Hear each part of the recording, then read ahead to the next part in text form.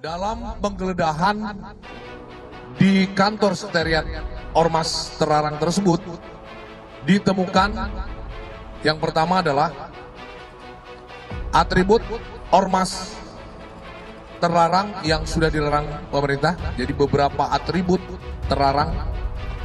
Kemudian beberapa dokumen yang tentunya akan didalami oleh penyidik Densus 88. Kami masih belum bisa komentar lebih lanjut karena masih mengecek di rumahnya ini apa sih yang terjadi tadi, seperti apa prosedurnya seperti itu. Kemudian juga nanti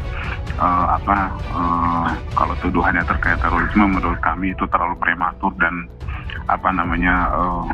kami menduga itu merupakan bentuk fitnah seperti itu. Penggeledahan sedang berlangsung.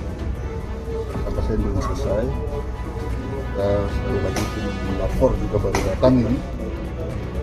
Dan penelitian terhadap barang-barang yang diduga barang tadi itu ditetapkan Ada penghuni nggak Pak saat digeledah tadi? Tadi pada saat digeledah, kantor ini tidak beraktivitas. Namun untuk menjaga status quo kita terapkan secara formil langkah-langkah yang benar-benar kita harus ikuti. Kemudian kita bekerja sama dengan kepala lingkungan dan beberapa saksi. Kemudian kita syuting dari tim. Kemudian nanti sesuai dengan SOP yang ada kita lanjuti.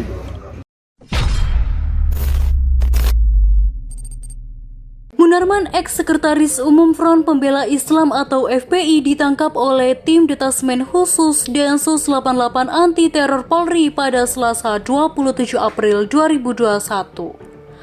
Munarman dijemput dari kediamannya di daerah Pamulang, Tangerang Selatan sekitar pukul 15.30 waktu Indonesia Barat. Mengutip Harian Kompas, Rabu 28 April 2021. Kepala Bagian Penerangan Umum Divisi Humas Polri Komisaris Besar Ahmad Ramadan mengatakan, penangkapan Munarman merupakan hasil dari pengembangan kasus terorisme sebelumnya. Jadi terkait kasus baiat pengukuhan di UIN Jakarta, kemudian kasus baiat di Makassar, dan mengikuti baiat di Medan. Jadi ada 3 hal itu, kata Ahmad. Meski demikian, belum diketahui keterkaitan Munarman dengan jaringan atau kelompok teroris di Indonesia. Nanti kami telusuri. Informasi sementara baiat kalau yang di Makassar itu ISIS ya, ujar Ahmad. Setelah ditangkap tim Densus 88 Anti Teror Polri, Munarman dibawa ke Polda Metro Jaya untuk diperiksa.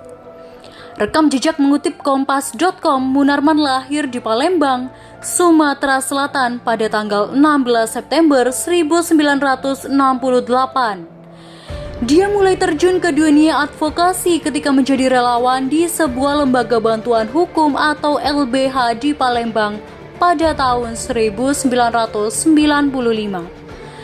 Namanya mulai dikenal secara nasional ketika menjabat sebagai koordinator Kontras Aceh pada medio 1999 hingga tahun 2000. Pada tahun 2002, Munarman terpilih sebagai Ketua Dewan Pengurus Yayasan Lembaga Bantuan Hukum Indonesia atau YLBHI periode 2002-2007.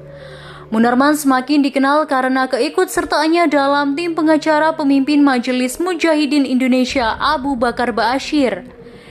Ketika itu Abu Bakar Ba'asyir terjerat kasus bom Bali dan divonis 2,5 tahun penjara. Selepas tidak mendampingi Ba'asyir, Munarman mulai dekat dengan jaringan Hizbut Tahrir Indonesia atau HTI. Kedekatannya dengan HTI itu membuat Munarman mulai mengenal sejumlah tokoh, termasuk Ketua FPI Habib Rizik Syihab.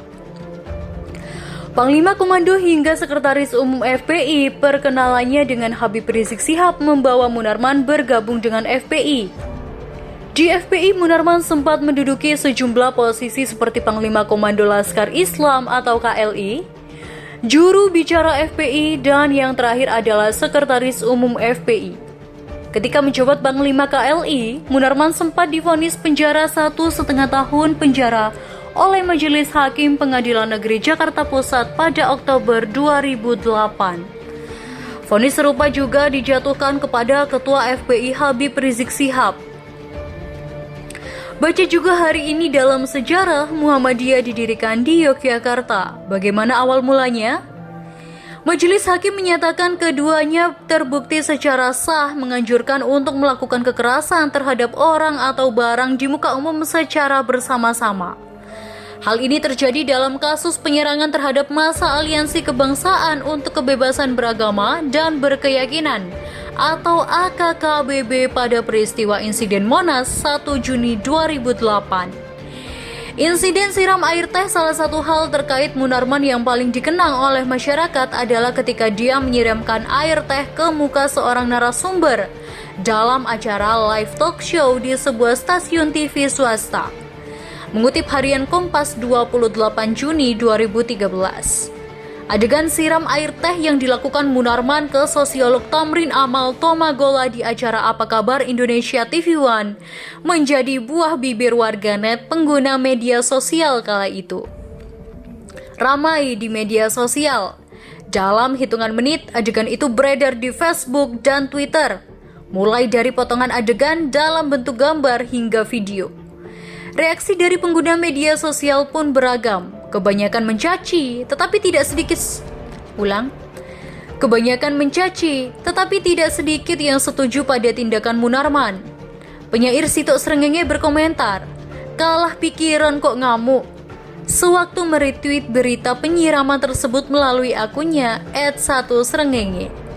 Adapun pengamat media dan Direktur LSPP Jakarta Ignatius Haryanto melalui akun @IGNHaryanto menulis, jika narsum sempat tidak bisa dikendalikan di depan TV dan menyerang narsum lain, orang ini tidak layak jadi narsum dimanapun. Orang ini tidak layak jadi narsum dimanapun. Namun tidak sedikit pengguna Twitter yang mendukung tindakan Munarman, yang kala itu menjabat sebagai juru bicara FPI. Warganet beralasan apa yang dilakukan Tamrin tidak etis karena memotong bicara seseorang. Terlebih kemudian menunjuk muka Munarman. Menanggapi kehebohan akibat insiden tersebut, akun resmi stasiun televisi pengelola acara bincang-bincang itu, @akipagi_TV1 menuliskan permohonan maaf. Segenap kru Apa Kabar Indonesia memohon maaf kepada pemirsa atas kejadian tidak terduga yang baru saja terjadi.